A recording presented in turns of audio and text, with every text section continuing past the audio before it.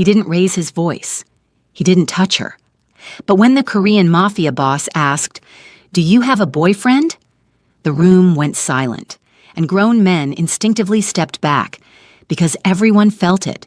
The shift, the claim, the danger beneath his calm. She was young, foreign, and completely unaware that her answer would decide who lived, who disappeared, and how much blood power was willing to spill. One wrong response, one look held too long, and a love powerful enough to start a war. Welcome to Afro K-Drama Stories. Like, share, and subscribe. Where are you watching from today? "Do you have a boyfriend?" the capo asked casually, and the temperature in the room dropped 10 degrees. Willow watched her employer, the calm, controlled professor who never showed emotion, transform into something possessive and primal. In that moment, she understood. She might not belong to him officially, but in his heart, she'd been his from the very first day. Willow's hands trembled as she set down her coffee cup. The cafe was nearly empty, just past the morning rush, and she'd been reviewing notes for her graduate thesis when Kim Jun-woo walked in, flanked by 3 men in dark suits. She didn't know who he was then. She only knew that every person in the room suddenly remembered urgent business elsewhere. He'd taken the seat across from her without asking. Not aggressive, not even particularly rude, just inevitable, like winter. "You're in my usual spot," he'd said in perfect English, though she'd later learn he spoke 6 languages fluently. She'd looked up, startled by the audacity, ready to tell this handsome older man that the cafe didn't take reservations. But the words died when their eyes met.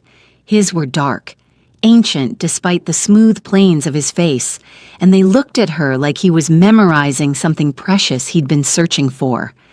"I didn't see your name on it," she'd managed, lifting her chin. The corner of his mouth had twitched, almost a smile. "It's not written anywhere, but everyone knows." "I'm not everyone." "No," he'd agreed, his gaze traveling over her face with an intensity that made her skin warm. "You're absolutely not." That was 6 weeks ago. 6 weeks of him appearing wherever she was. The library, the market near her apartment, the tiny restaurant where she ate dinner alone. Never threatening, never crossing lines she drew, but always there, watching, waiting, learning everything about her without asking a single question. She'd researched him, of course. Kim Jun-woo, 60 years old, professor of political science at Korea University by day. By night, something else entirely.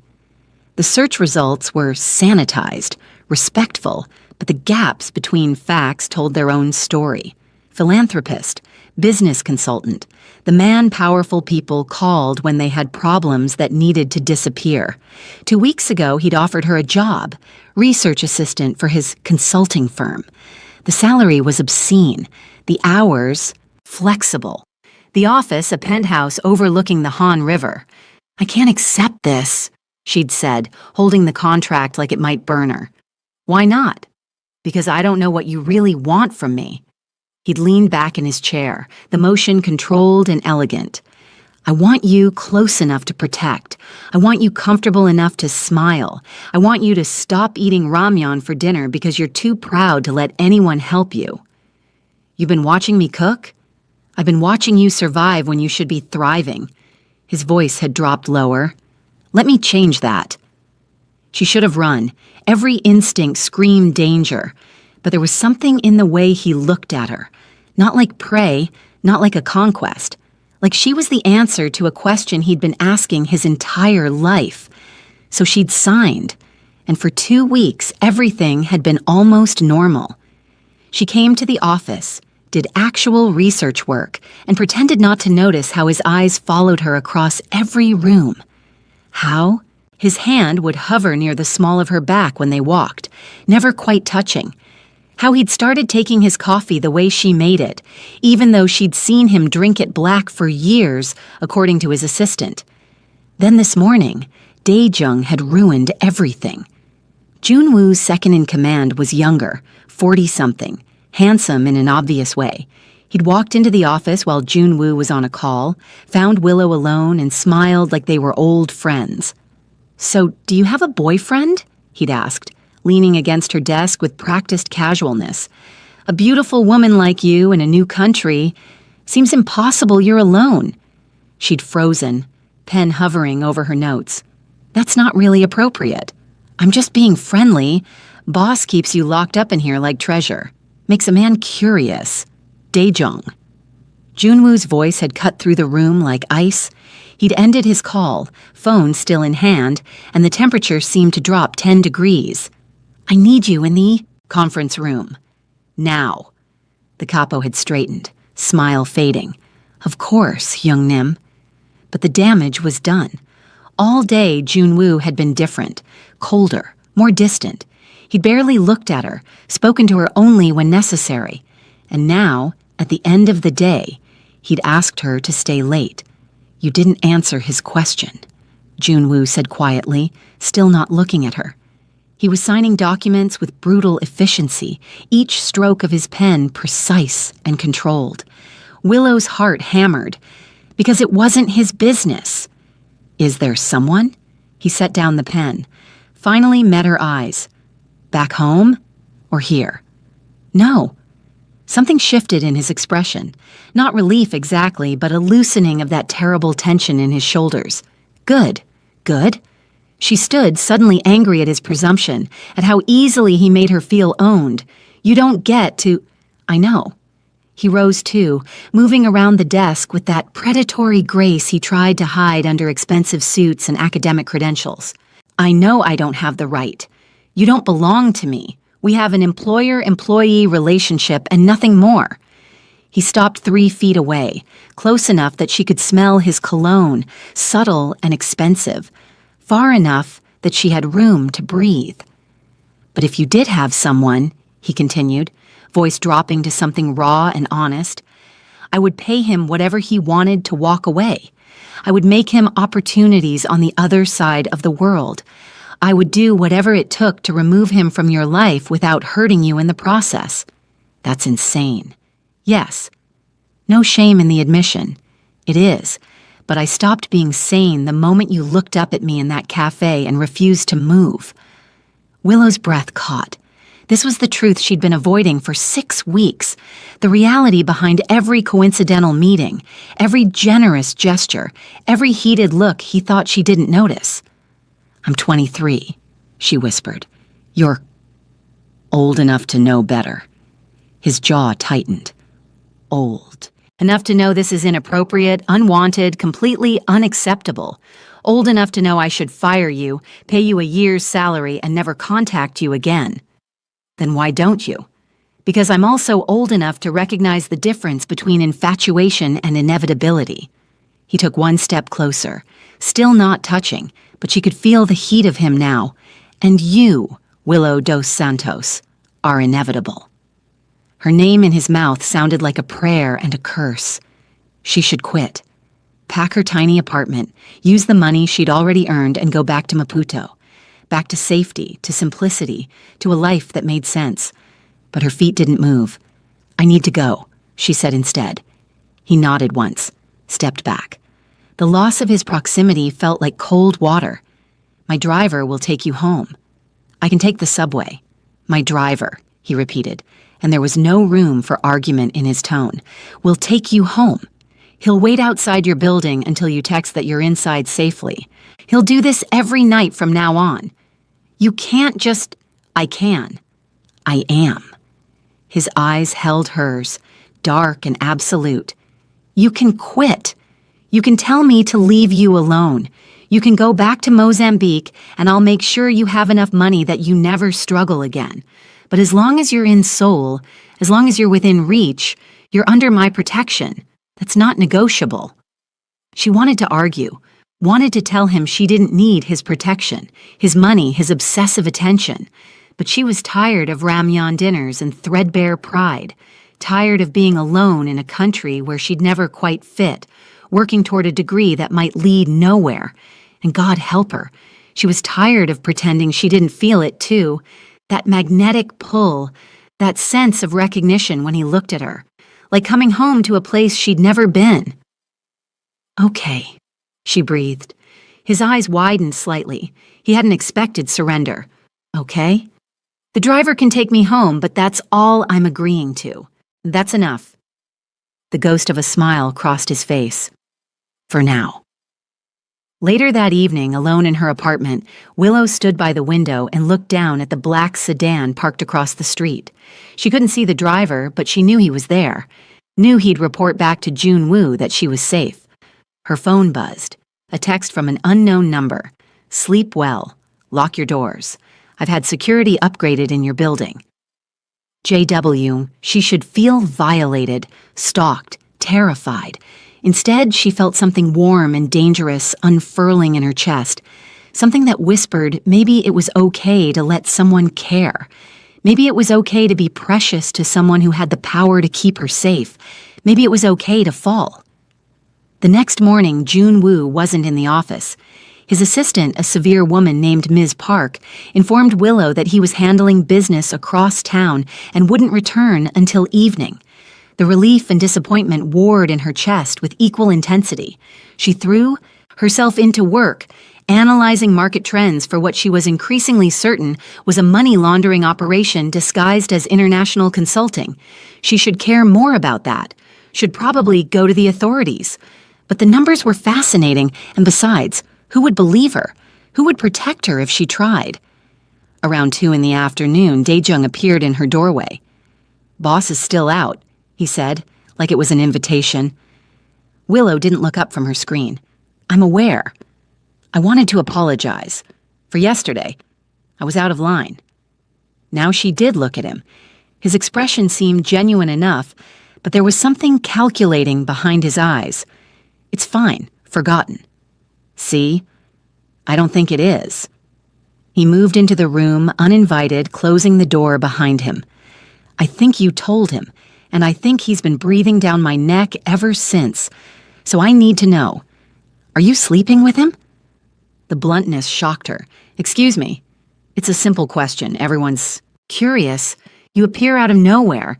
He gives you a title and a salary that took me 5 years to earn, and suddenly he's different, distracted, soft."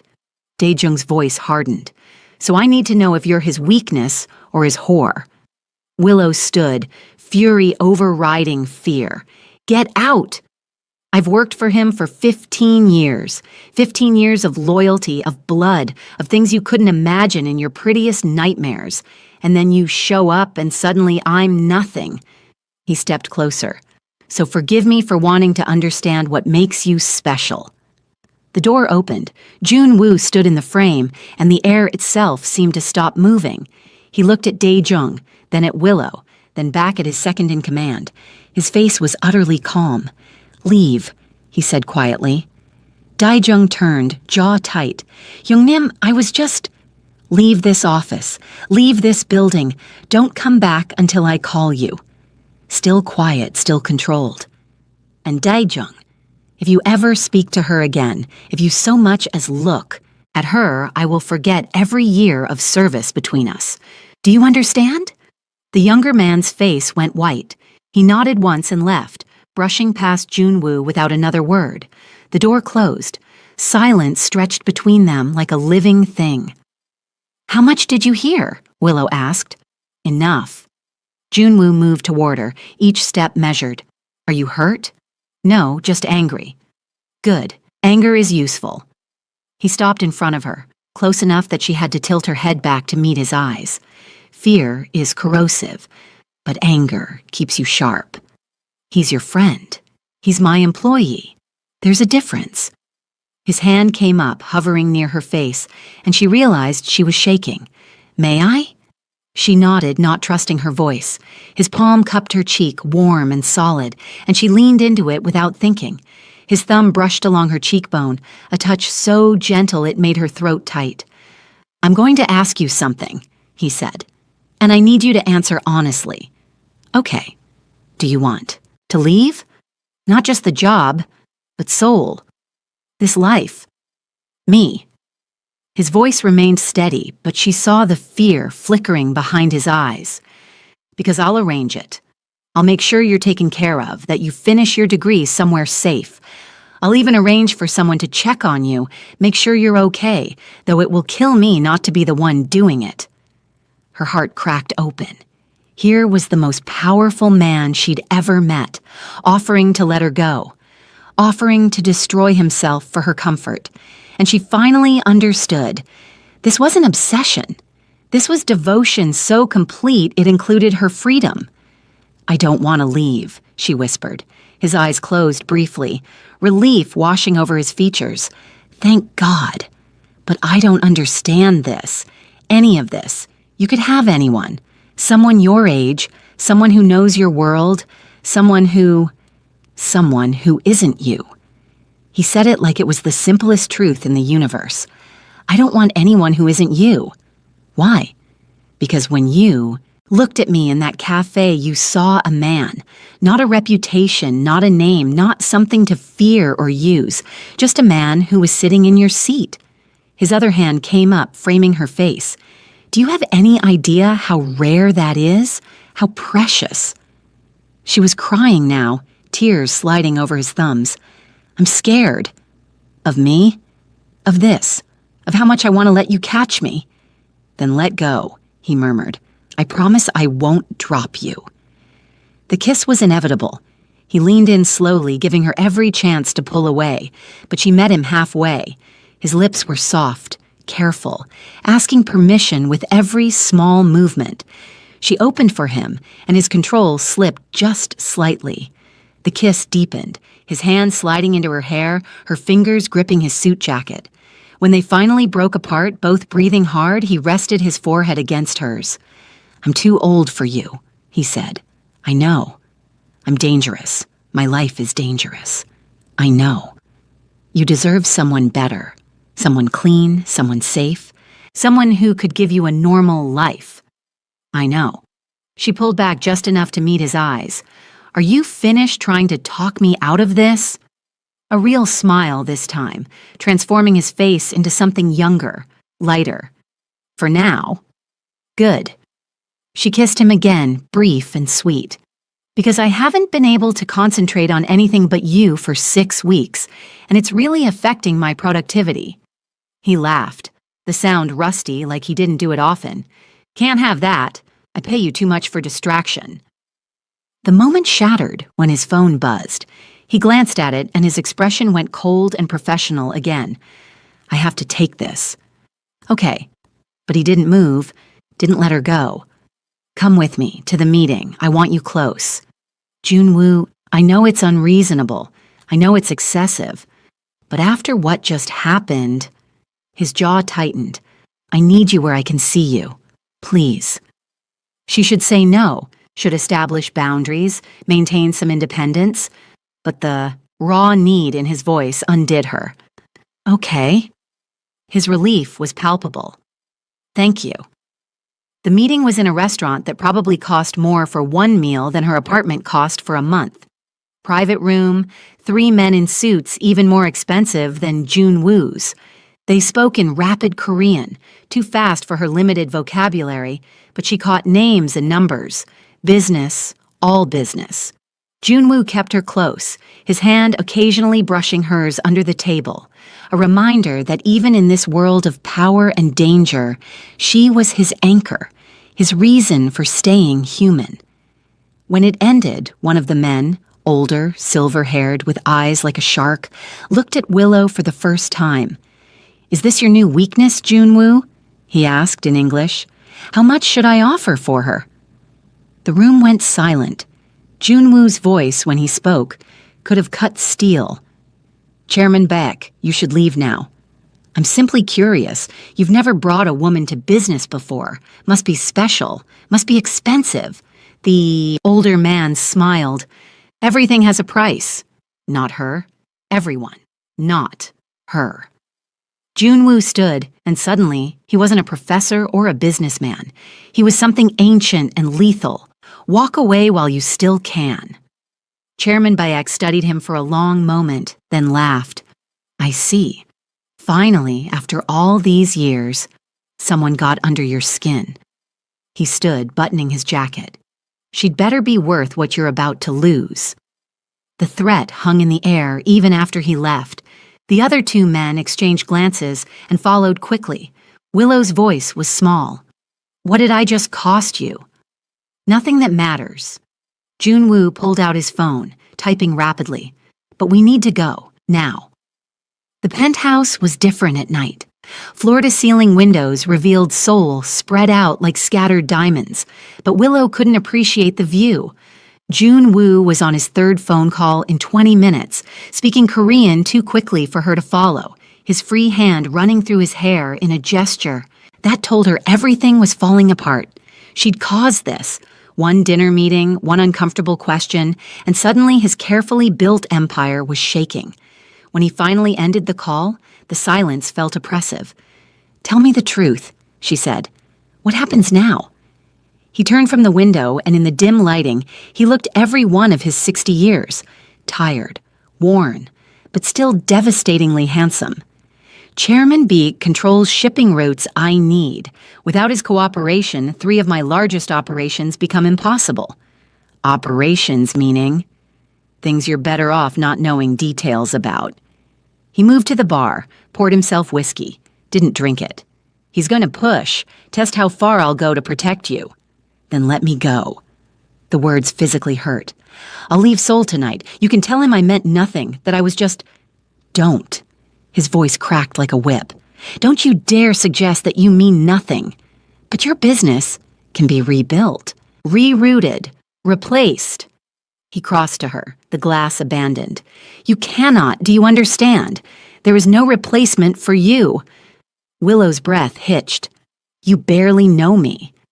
I know you take your coffee with too much cream because the bitterness reminds you of your grandmother's disappointment when you left Maputo. I know you read the same page 3 times when you're nervous. I know you hum when you think no one's listening, always the same song, something in Portuguese about homecoming." His hand cupped her face. "I know you're terrified of being abandoned because everyone you've loved has walked away eventually. And I know that I would burn my entire world down before I became another person who left you." She was crying again, and she hated it. Hated being weak, being the problem, being the thing that cost him everything. "This isn't fair." "No," he agreed. "None of this is fair. Not my age, not my life, not the danger I've brought to your door. But it's real, and I'm not letting. You go." His phone buzzed again. He ignored it. It buzzed again, insistent, and he finally glanced at the screen.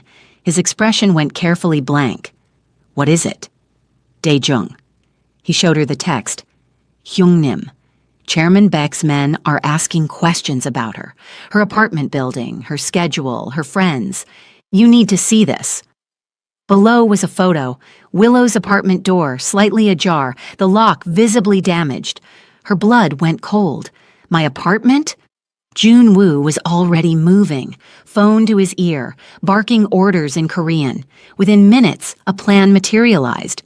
She wasn't going back to her apartment, wasn't going anywhere without his security. Starting now, she lived here. "I can't just move in with you," she protested weakly. "You can and you will." No room for argument. "Your things are being packed as we speak. My people will sweep the apartment, secure anything important, and have everything here within 2 hours. Junwoo, I will not risk you." He gripped her shoulders, intensity burning in his eyes. "I will not spend one single night wondering if you're safe. This is not a request, Willow. This is me telling you that your safety is more important than your independence. Hate me for it if you need to, but accept it." She wanted to fight, wanted to rail against the high-handedness, the assumption that he could just rearrange her life. But her apartment door was broken, and dangerous men were asking about her, and suddenly independence felt like a luxury she couldn't afford. "Okay," she whispered. Relief flooded his features. He pulled her into his arms, and she let herself be held. Let herself feel small and protected instead of constantly strong. His heart beat steady against her ear, and for the first time in weeks she felt safe. "I'm sorry," he murmured into her hair. "I'm so sorry I brought this to you." "You didn't know Chairman Beck would—" "I should have. Should have been more careful, kept you more separate from that world. His arms tightened. But I was selfish. I wanted you close, wanted to show you off like you were mine. Maybe I am, she said quietly. He went still. What? She pulled back to look at him. Maybe I am yours. Maybe I've been yours since that first day in the cafe when you looked at me like I was the answer to something. Maybe that's okay. Willow, his voice was rough. If you're mine, then I'm yours, completely. Do you understand what that means? Tell me. It means I will destroy anyone who threatens you. It means I will choose you over business, over money, over power, over everything I've spent 40 years building. It means you become the single point of failure in my entire life. He stroked her face with shaking hands. It means I'm giving you the power to utterly ruin me and trusting that you won't. The weight of that trust was staggering. She reached up, threading her fingers through his silver-touched hair, and pulled him down to her. The kiss was different. This time, deeper, more desperate, a claiming on both sides. When they broke apart, both breathing hard, his control was fraying at the edges. You should eat something. It's late. I'm not hungry. Willow. A warning and a plea. What? I'm trying very hard to be honorable, to take this slowly. But if you keep looking at me like that, he closed his eyes. I need you to help me maintain control. She should step back, establish boundaries, slow this runaway train. But she'd spent 6 weeks fighting this pull, and she was tired of fighting. What if I don't want you to have control? His eyes opened, dark and hungry. Don't say things you don't mean. I mean it. She took his hand, placed it over her racing heart. I mean all of it. I'm terrified, and this is probably a terrible idea, but I mean it. You're under stress. You're scared. This isn't the right time. When will be the right time? She challenged. When your world isn't dangerous, when I'm not scared. That's never going to happen, is it? He had no answer for that. I want this, she said firmly. I want you, not tomorrow, not when things are safer, now. Something in him broke, or maybe it was something finally healing. He kissed her again, slower this time, reverential. Then he lifted her, and she wrapped her legs around his waist, trusting him to hold her. He carried her through the penthouse to his bedroom, their bedroom now apparently, and laid her on the bed like she was made of glass. What happened next was gentle and overwhelming, terrifying and perfect. He took his time, worshiping every inch of her with hands and lips, and whispered promises. She learned the map of his scars, the stories his body told of a violent life lived in shadows. And when they finally came together, when he made her his in the most fundamental way, she understood that this was more than physical. This was covenant, promise, forever sealed in skin and breath and whispered names. Later, as she lay in his, arms trembling and overwhelmed, he stroked her hair and murmured in Korean. She didn't understand the words, but she felt their meaning. Protection, devotion, love. What are you saying? She whispered. I'm promising the universe that I'll keep you safe, he said. I'm promising my ancestors that I'll be worthy of you. I'm promising myself that I'll never give you reason to regret this. Junwoo? She turned to face him. What if you can't keep those promises? What if your world really is too dangerous? Then I'll remove myself from it. Simple. Absolute. I'll walk away from everything. We'll disappear. I have enough money hidden away that we could live comfortably anywhere in the world. You could finish your degree. We could be normal. You'd really do that? Give up everything you've built? In a heartbeat. He kissed her forehead. You're more important than any empire. She wanted to believe him. God, how she wanted to believe him. But morning would come, and with it, reality, and she had a terrible feeling that his world wouldn't let him go so easily. Money came with sunlight and consequences.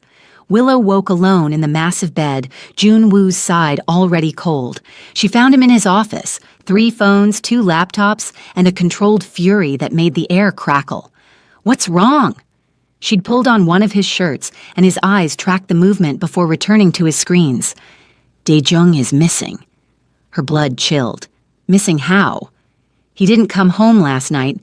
His phone is off. His usual contacts haven't seen him. Junwoo's jaw was tight. Chairman Beck has him. How do you know? Because this is how it works. They take something of mine to prove they can. Usually it's money or leverage or a business opportunity. This time, his eyes met hers. This time they're showing me that anyone close to me is vulnerable. But Dae-jung questioned me. He was angry about me. Maybe he went to them, voluntarily. No. Junwoo shook his head. He's loyal. Even angry, even jealous, he's loyal. He wouldn't betray me. A pause. But they'll make it look like he did. The phone on his desk rang. He answered, listened, and went very, very still. When he hung up, his face was carved from stone. They're delivering a message, literally. He stood, grabbed his jacket. Stay here, lock the doors, my security team is outside. I'm coming with you. Absolutely not. Junwoo. Willow, please. He grabbed her shoulders. Please stay here. What I'm about to see, you shouldn't have to witness it. The fear in his eyes told her everything. Dae-jung wasn't just missing. He was a message written in violence. And Junwoo was about to read it. She nodded shakily. He kissed her hard, desperately, and left. The apartment felt like a cage after he was gone. Beautiful, luxurious, but still a cage. She paced, checked her phone obsessively, tried to focus on anything but the growing dread in her stomach. 2 hours later, Junwoo returned. His suit was splattered with blood. Oh God, she rushed to him. Are you hurt? It's not mine. His voice was hollow. Dae-jung is dead. They left him in front of my secondary office, beaten, tortured, with a note pinned to his chest. What did it say? Everything has a price. He looked at her, and she saw something shattered behind his eyes. They killed him because I wouldn't negotiate over you. They killed him to show me what happens when I choose a woman over business. Guilt crashed over her. This is my fault. No. He grabbed her face. No. This is Chairman Beck's fault. This is the fault of a system that thinks people are commodities. This is not on you. But if I hadn't been at that meeting, Dae-jung would still be dead eventually. That's the life we live. The only difference is he died for something that actually mattered instead of money or territory. His thumb brushed her cheek. He died protecting you, even if he didn't know it, even if he resented you. In the end, he was loyal. The tears came then, hot and bitter. She hadn't known Dae-jung well, hadn't even liked him particularly, but he died because of her presence in Junwoo's life. That weight was crushing. Junwoo held her while she cried, his own grief locked behind walls of necessity. He had calls to make, arrangements to handle, revenge to plan. But for these few minutes, he was just a man holding a woman who'd brought unexpected light into his dark world. I need to go back out, he said finally. Dae-jung's family needs to be notified, arrangements made, and I need to send a message back to Chairman Baek. What kind of message? The kind that makes it clear this war just became personal. Fear spiked through her. Junwoo, maybe we should just leave. Like you said last night. Disappear. Start over somewhere safe. Running won't work anymore. Baek knows about you now, knows you matter to me. He'll keep coming, keep threatening, until I eliminate him, or he eliminates me. His expression hardened. I'm not going to let him win. Even if it costs you everything? Especially then, because you're what everything means now. He left again, and this time she felt the door close like a cell locking. She was trapped in his protection, in his war, in his world. And the worst part was that she couldn't imagine being anywhere else. The days that followed were surreal. Junwoo barely slept, constantly on calls, meeting with his remaining people, orchestrating something she couldn't fully see. She caught glimpses, Hushed conversations, weapons she pretended not to notice, men with hard eyes and careful movements coming and going. He tried to keep her separate from it, would come to her at night, wash off whatever he'd done that day, and hold her like she was the only real thing in his life. They'd make love slowly, desperately, like each time might be their last, and maybe it would be. On the fourth day, he came home early, found her in the kitchen trying to cook something edible with ingredients she didn't recognize. "What are you doing?" He almost smiled, trying to be useful, trying to feel normal. She gestured at the disaster on the stove, failing spectacularly. He moved behind her, arms wrapping around her waist, chin on her shoulder. "You are useful. You're the only thing keeping me human right now. I don't want to be the reason you lose yourself. You're the reason I found myself." He turned her to face him. "Before you, I was just going through motions, building power for power's sake, surviving instead of living. You reminded me what I'm surviving for." Pretty speech for a man covered in someone else's problems. His smile was sad. "I used to be very good at pretty speeches, at pretending I was civilized. You make me want to actually be civilized. And yet here we are in the middle of a war." "Yes." He kissed her softly. "Here we are, and I'm about to ask you to do something impossibly hard." Her stomach dropped. "What?" "I need you to trust me completely. I need you to not ask questions, not doubt me, not panic no matter what you hear or see over the next few days." His eyes burned into hers. "Can you do that?" "That's a lot to ask."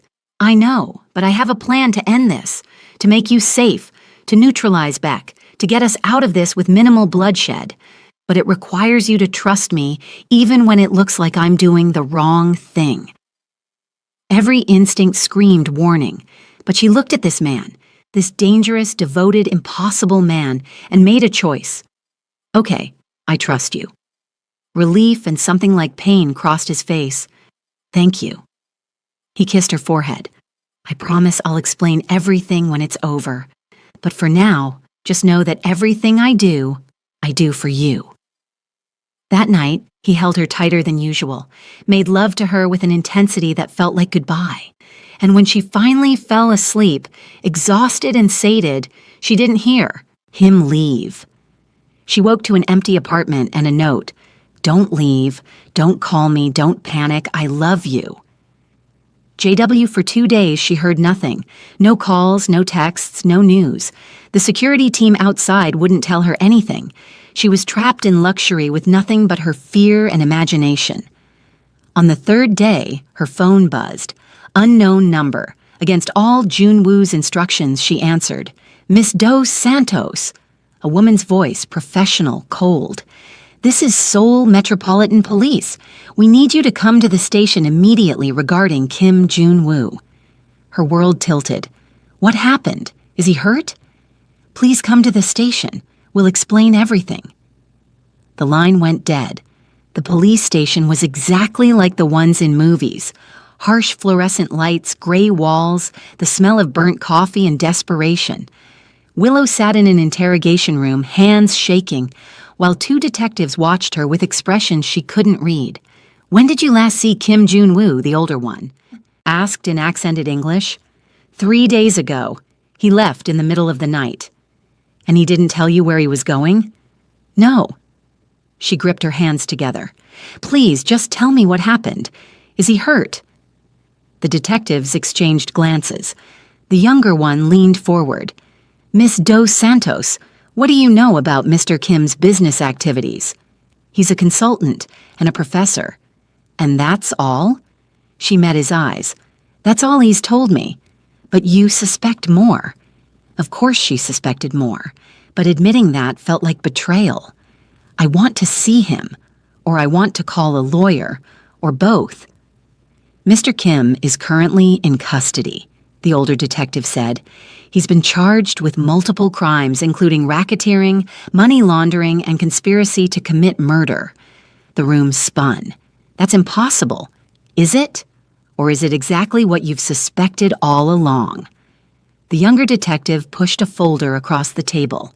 We've been investigating him for 3 years, building a case, and then suddenly, 3 days ago, he walks into this station and confesses to everything. Willow's breath caught. He what? He confessed. Gave us names, locations, documentation of every crime he's committed over the last 20 years. Cooperated completely. The detective's eyes narrowed. Why would he do that, Miss Dos Santos? She couldn't breathe, couldn't think. Junwoo had turned himself in, had destroyed his entire empire, He made a deal, she whispered. Smart girl. Yes, he made a deal.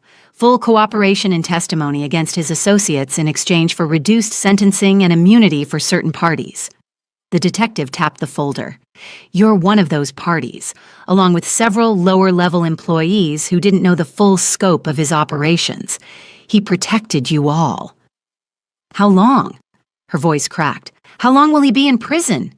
With his cooperation? Probably 15 to 20 years. He'll be 80 before he's free again. The number hit her like a physical blow. 80. He'd be an old man, and she'd be 40-something. Middle-aged. Would she even remember what his touch felt like by then? I need to see him. That's not possible right now. He's still giving testimony, and he specifically requested that you not be brought in until after. I don't care what he requested. She stood, fury overriding grief.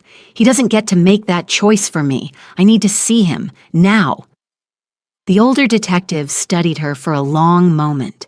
You really love him? Yes. No hesitation. Yes, I really love him. Even knowing what he is, what he's done, I know he's trying to be better. I know he's sacrificing everything to protect people who matter to him. That's the man I love, not his past, his present. Something softened in the detective's face. Wait here. 20 minutes later, she was led through a corridor of locked doors and watchful eyes. They stopped at a room with reinforced glass, and there he was. Junwoo sat on the other side, wearing prison orange that should have diminished him but somehow didn't. He was still the most powerful presence in any room, still the man who'd looked at her in a cafe and changed her entire world. Their eyes met through the glass. His expression cracked, just slightly, before he schooled it back to neutrality. She picked up the phone. He did the same. You bastard, she said. I know. You didn't even say goodbye. I couldn't. His voice was rough. If I'd said goodbye, I wouldn't have been able to leave. You should have told me your plan. If I'd told you, you would have tried to stop me, or insisted on taking the blame, or done something equally self-destructive. His hand pressed against the glass. This was the only way to keep you safe. By leaving me? Tears burned her eyes. By throwing away 20 years of your life? By ensuring you have a life at all. His jaw tightened. Chairman Beck is finished. Everyone he worked with is being arrested. His assets, frozen. His power destroyed. You're safe now. That's all that matters. What about us? Does that matter? Willow, don't willow me. Don't sit there and act like this is acceptable. You don't get to decide alone that 20 years apart is better than being together and scared. You're 23 years old, he said quietly. By the time I get out, you'll be in your 40s. You'll have lived an entire life. You'll have forgotten what we had. You think I could forget this? Forget you? She pressed her palm to the glass opposite his. You're an idiot. A brilliant, self-sacrificing idiot, but an idiot nonetheless. The ghost of a smile crossed his face. I've been called worse. I'm going to wait for you. No. The word was sharp. No, you're not. You're going to finish your degree. You're going to find someone appropriate. Someone your age, someone safe, someone who can give you a normal life. I don't want normal. I want you. Willow, please. His voice broke. Please, don't make this harder than it already is. I did this so you could be free. Don't chain yourself to a ghost. You're not a ghost. You're right there. She wiped her eyes angrily. And you don't get to tell me what to do with my life anymore. You gave up that right when you turned yourself in without consulting me. I'm trying to protect you. I don't need protection from loving you. I need you to stop making decisions for me. She was yelling now, not caring who heard. I'm an adult. I get to choose who I love and how long I wait and what I'm willing to sacrifice. And I choose you. I choose to wait. I choose 20 years if that's what it takes. He was crying now, too, silent tears tracking down his face. You don't know what you're saying. I know exactly what I'm saying. I love you. Present tense. Not past, not conditional. I love you and I'm going to keep loving you. And in 20 years when they let you out, I'm going to be right there at the gates. And you're going to have to deal with that. I'm 60 years old, he whispered. You're throwing away your youth for an old man who'll be ancient by the time... I don't care about your age. I never did. I care about your heart, your soul, the way you look at me like I'm your reason for existing. She pressed closer to the glass. You're mine, Kim Jun-woo. You said so yourself, and I don't let go of what's mine. A guard appeared behind him. Time's up. No. Jun-woo's voice was desperate.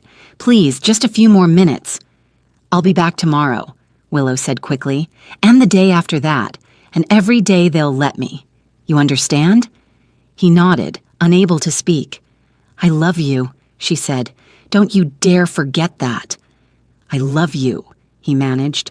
God help me, I love you more than life. The guard pulled him away. He kept his eyes on her until the door closed between them, and then she was alone with her grief and fury and unwavering determination.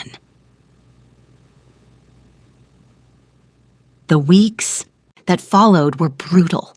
Willow fought the police, the lawyers, even Jun-woo himself to maintain contact. She visited every time they'd allow it, wrote letters daily, refused to let him push her away no matter how hard he tried. His testimony destroyed an empire, 36 arrests, billions in assets seized, and through it all, he protected her, made sure her name stayed clear, her reputation intact, made sure she could continue her life without the stain of his past. But life without him felt hollow. She went to classes, wrote her papers, smiled for her professors, but at night, alone in her tiny apartment, she'd refused to stay in his penthouse, couldn't bear the memories. She'd read his letters and cry. They were beautiful, his letters. Poetic in a way his spoken words never were. He wrote about his childhood in Busan, about how he'd fallen into this life, about his regrets and his few moments of joy, and every letter ended the same way. Please forget me. Please be happy. Please find someone worthy of you. She never did what he asked. 3 months into his sentence, she got a visitor, a woman in her 50s, elegant and clearly expensive, with Jun-woo's eyes. Miss Dos Santos, I'm Kim Min-ji, Jun-woo's sister. Willow had never heard him mention a sister. He has family? Not family he deserves. I disowned him 20 years ago when he got deeper into that world, but I've been following his case. She sat uninvited, and I need to understand why a 23-year-old girl from Mozambique is willing to waste her life on my brother. It's not a waste, isn't it? 20 years, maybe more. You'll be middle-aged by the time he's free. No children, no normal relationship, no chance at happiness. I'll have him. That's happiness. Minji studied her. He said you were stubborn. He didn't mention you were insane. Maybe love is insanity? Love is a chemical reaction that fades. Trust me, I've been married 30 years. The romance dies, reality sets in. And you'll be left with nothing but regret for the life you could have had. Willow leaned forward. Ma'am, with respect, you don't know me. You don't know what your brother and I have, and you don't get to tell me what I'll regret. He asked me to convince you to move on. Of course he did. He's an idiot. A surprised laugh escaped Minji. Most people don't call him an idiot. Most people don't love him. Willow's voice softened. He thinks I'm too young to know what I want. He thinks I'll forget him, but I won't. I can't. He's in my blood now. Minji sighed. You really mean this? every word. Then you're going to need help, money for visits, for lawyers if you want to advocate for early parole, support for when the media discovers you and makes your life hell. She pulled out a card. This is my number. Call me if you need anything. Anything at all. Willow took the card, surprised. Why would you help me? Because my brother has spent his entire life being what our family needed him to be. Strong, dangerous, willing to do the dark things so the rest of us could stay clean. He sacrificed his soul for our comfort. Minji's eyes were bright with unshed tears. If you're willing to love him despite all that, despite what it costs you, then you're doing what I never could, and you deserve support. After she left, Willow held the card and cried.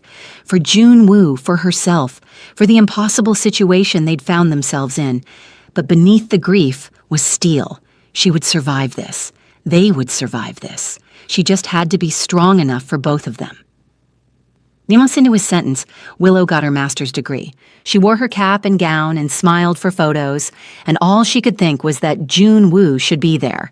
He'd paid for this degree, had encouraged her every step, and he was locked away because he'd chosen her over his empire. That night, she visited, told him about the ceremony. His eyes shone with pride. I wish I could have been there, he said through the phone. Me too, but you'll be there for the next one. The next one? I'm starting my PhD, and in 20 years, when you get out, you're going to meet Dr. Willow dos Santos, and I'm going to be brilliant enough to match you. He smiled, real and warm. You already match me. You exceed me. Sweet talk won't make me forget you abandoned me. I didn't abandon you, I protected you. Same thing from where I'm sitting. Willow, I'm kidding, mostly. She pressed her hand to the glass. But seriously, Junwoo, 20 years. We need to talk about what that means. His expression shuddered. It means you move on. No, it means we figure out how to stay connected. Letters, visits, phone calls. It means we're honest about how hard this will be. It means we're a team, even through barriers. I don't want to hold you back. You're not. You're giving me something to build toward, someone to become worthy of. She smiled softly. Besides, you think I could fall in love with anyone else after you? You ruined me for normal men. That's not something to be proud of. I'm proud of loving you, of being loved by you. Even like this, even through glass and bars and impossible distance. She met his eyes. Don't give up on us. Please. He closed his eyes briefly. When he opened them, they held acceptance and something like hope. Okay, I won't give up. Promise me. I promise. 20 years. We'll make it work. Together. Together. It was the first time he'd admitted it could work. The first time he'd stopped trying to push her away. And in that moment, despite everything, Willow felt something like peace. They would survive this. Against all odds, against all logic, they would make it. They had to. 15 years passed like a slow-motion dream. Willow built a life around absence. She finished her PhD focusing on international organized crime and rehabilitation, her way of understanding Junwoo's world and maybe finding paths to reform it. She took a position at Korea University, the same place he'd taught. His old colleagues became her mentors, never quite saying they knew about her connection to the infamous Kim Junwoo, but their kindness suggested they understood. She visited him twice a month, every month for 15 years, watched silver turn to white in his hair, watched lines deepen around his eyes, watched him age behind glass and bars while she grew into the woman she'd promised to become. His letters never stopped. Every week, without fail, pages filled with his distinctive handwriting. He wrote about the books he read, the men he met inside, the ways he was trying to become someone worthy of her dedication.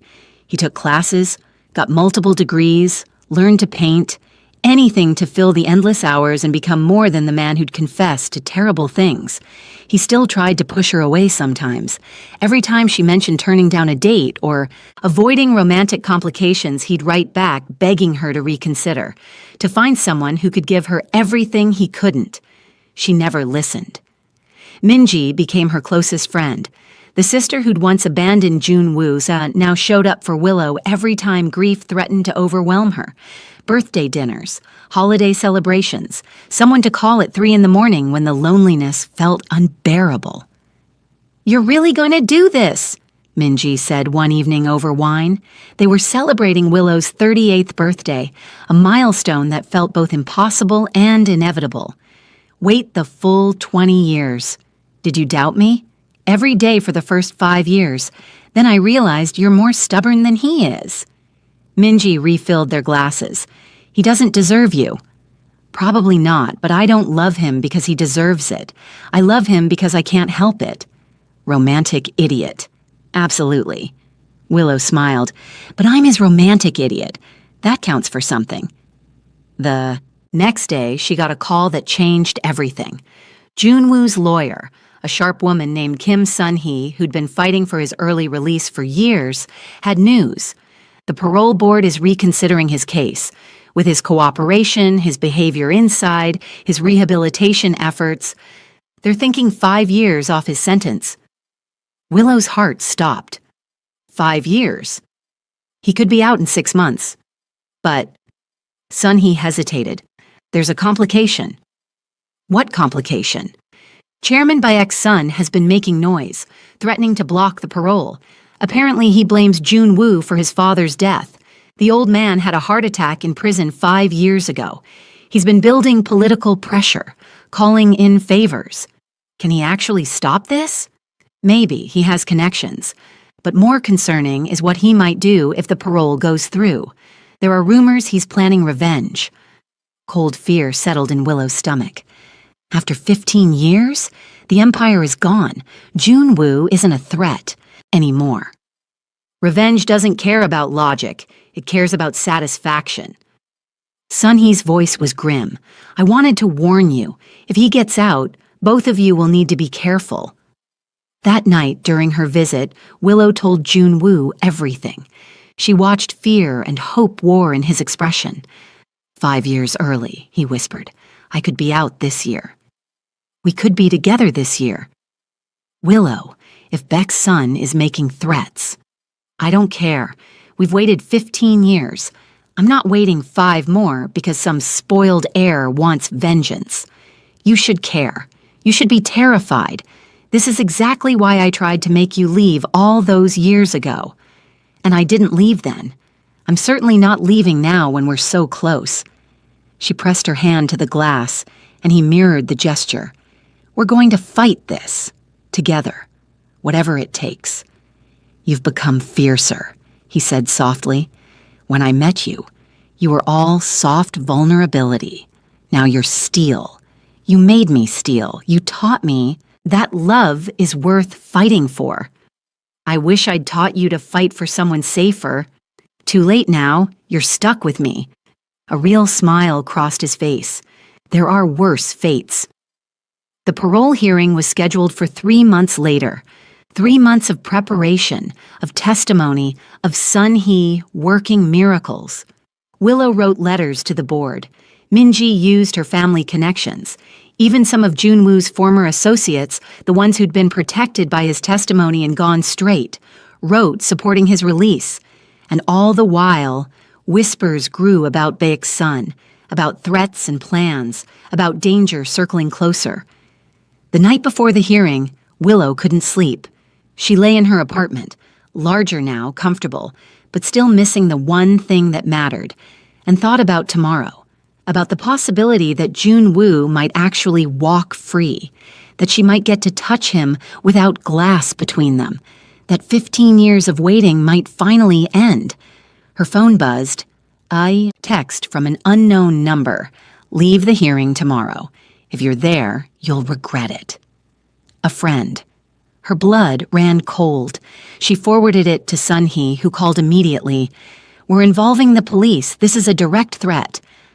"I'm not staying away," Willow said firmly. "I've been waiting 15 years. I'm going to be there when he walks out. It might not be safe. I don't care. I'm going." Stubborn. But there was admiration in Sun-hee's voice. "Fine, but you're getting a security detail, non-negotiable. The hearing was in a gray building that smelled like old paper and broken dreams. Willow sat in the gallery, flanked by two serious men in suits whose son he had hired. Her heart hammered as they brought Junwoo in. He looked older, grayer, but still devastatingly handsome, still carrying himself with that controlled power that had first drawn her attention. His eyes scanned the room until they found her, and the world narrowed to just them. She smiled, mouthed, "I love you." He closed his eyes briefly, gathering himself, then faced the parole board. The hearing was clinical, recitation of crimes, of cooperation, of rehabilitation, character witnesses, his sister, former cellmates who'd turned their lives around with his mentorship, even a prison guard who testified to his consistent good behavior. And then it was over. The board would make their decision within 48 hours. As they led Junwoo out, he looked back at her one more time. The longing in his eyes nearly broke her heart. So close. They were so close. In the corridor, a man stepped in front of her, young, expensive suit, and eyes full of hatred. Beck's son. "You're the reason," he said quietly. "The reason my father died alone in prison. The reason the empire fell. All because Kim Junwoo chose you over business."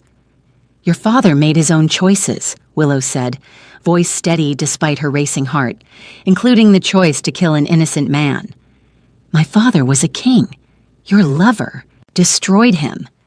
Your father was a criminal. My lover brought him to justice." Beck's son smiled, and it was terrible. "We'll see how long your lover lasts on the outside, if he even makes it outside." The security detail stepped forward, but Beck was already walking away, laughing softly. "That was a direct threat," one of the guards said. "We need to report this." "He wanted us to hear it," Willow said shakily. "He wants us scared." "Are you scared?" "Terrified. But I'm not backing down." 48 hours felt like 48 years.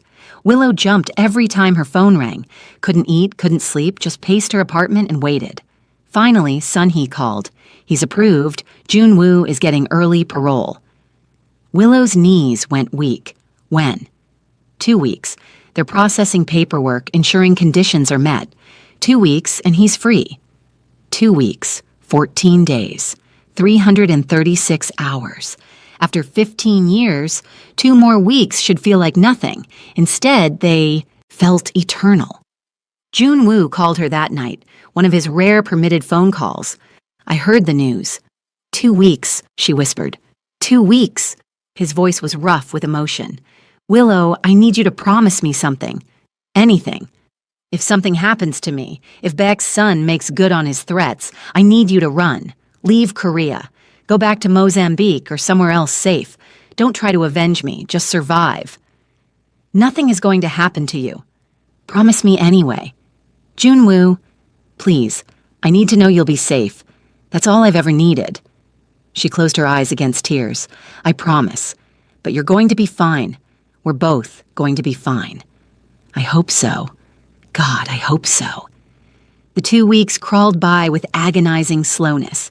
Willow prepared her apartment, bought new sheets, stocked the fridge, made space in her closets.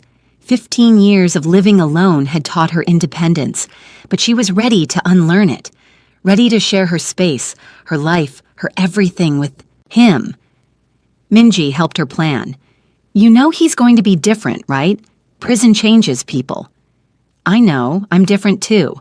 We'll figure it out together." "What if you don't recognize each other anymore?" "We've been writing letters for 15 years. I know his soul. That's what matters."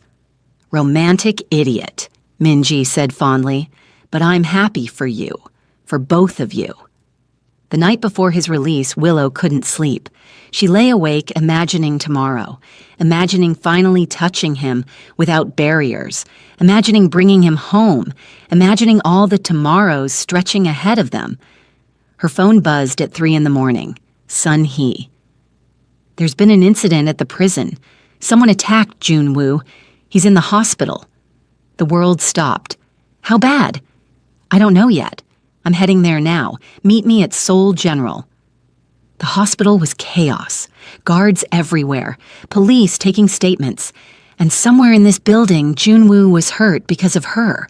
Because 15 years hadn't been enough to satisfy revenge. Sunhee found her in the waiting room. He's alive. Stable. Someone paid an inmate to attack him with a shiv during morning count. He got stabbed twice, but he's going to survive. Beck's son. Almost certainly. But we can't prove it. The inmate is claiming it was a personal grudge. Can I see him? Not yet. He's in surgery, but Willow. Sunhee gripped her hands. This is serious. Even if he recovers, the parole board might revoke his release. An attack like this. Questions about safety. No. Willow's voice was steel. No, they can't do that.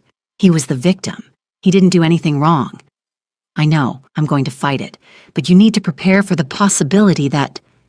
No. She pulled away. I'm not preparing for that. He's getting out tomorrow as scheduled. He's going to be fine. We're going to be fine. She had to believe it, had to will it into truth, because the alternative was 15 years of waiting for nothing. Hours later, they finally let her see him. He was pale against white sheets, bandages across his torso, but his eyes were clear when they met hers. You came, he whispered. Of course I came. She took his hand, careful of the IV. You scared me. I'm sorry.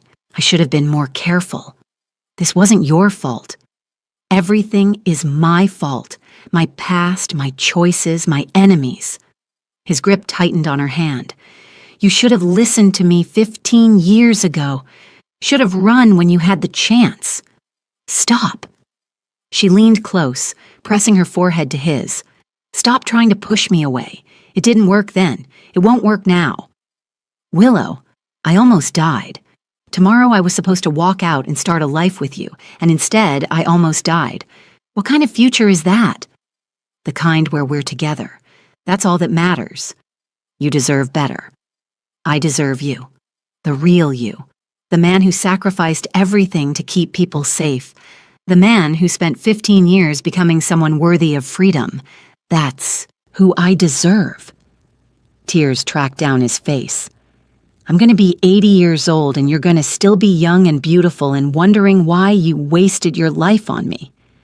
I'm going to be in my 40s, you're going to be 80, and we're going to be disgustingly happy together. She kissed him softly, finally, without glass between them. This is happening. You're getting out. We're starting our life. And Beck's son can go to hell. He laughed wetly. You've gotten fierce. You made me fierce. Now rest. Tomorrow you're walking out of here, we're going home, and we're starting the rest of our lives. Home, he repeated. With you. With me. Always. The next day, against all odds and over medical objections, Junwoo was released. They made him sign waivers, gave him painkillers and instructions for wound care, and finally, let him walk out of the prison that had held him for 15 years. Willow waited by the gates in the morning sun, watched him emerge in borrowed clothes, moving slowly because of his injuries, looking around like he couldn't quite believe the sky was real. He saw her, stopped, and the smile that crossed his face erased every line the years had carved. She ran to him. He caught her, wincing but not letting go, and they held each other for the first time in 15 years without barriers. He was solid and warm and real, and she buried her face in his neck and cried. I've got you, he murmured. I've got you, and I'm never letting go. You better not. I waited too long for this. I don't deserve you. Probably not, but you're stuck with me anyway. They went home to her apartment.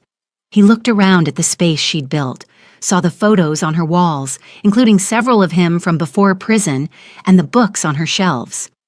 You kept me, he said, voice thick with emotion. Every day, every single day, I kept you in my life. She took his hand. Come on, let me show you our room. Their room. The words felt revolutionary. She'd prepared everything. His side of the bed, space in the closet, toiletries in the bathroom, making room for him in every part of her life. He touched everything carefully, like it might disappear. Then he turned to her, and the heat in his eyes made her breath catch. "Willow." His voice was rough. "I know." She moved to him. "Me too." They came together carefully because of his wounds, but with an intensity that 15 years of longing had built. When they finally made love, slow and tender and desperate, it felt like coming home, like every letter and every visit and every year of waiting had led to this moment. Later, wrapped in each other, Junwoo traced patterns on her skin. "I kept waiting for you to give up on me," he admitted. "Every year I thought this would be the year you realized you deserved better. Every year I realized more that you're exactly what I deserve, what I want, what I need. I'm an old man now. You're my old man." She kissed his shoulder. "And I love you exactly as you are. I love you." He tilted her face up to his. "I've loved you since you refused to move from my seat in that cafe. I'll love you until my last breath, and if there's anything after, I'll love you there too." That's quite a commitment. I'm good at commitment. I waited 15 years in prison dreaming of this moment. I can commit. She laughed, and it felt like freedom. "What do we do now?" "Now? Now we figure out how to be normal. How to be together without barriers or threats or impossible situations. What if Beck's son comes after us again? Then I'll protect you. I'll do whatever it takes." His arm tightened around her. But hopefully, he'll realize revenge has cost him enough, that it's time to move on. And if he doesn't, then I'll remove him from the equation, legally this time, he added when she stiffened. "I'm done with that life. But I still have resources, still have connections. I can make sure we're safe, without going back to who I was. I trust you. That's a dangerous thing to give me. Good thing I'm brave." 3 months later, Willow walked into Korea University's main hall on Junwoo's arm. She was giving a keynote speech at a symposium on criminal justice reform, and he'd insisted on being there. "You're going to be brilliant," he'd said that morning, adjusting her collar with the kind of care that made her heart melt. "You're biased. Extremely, but also correct." Now, standing at the podium, looking out at the crowd, she saw him in the front row.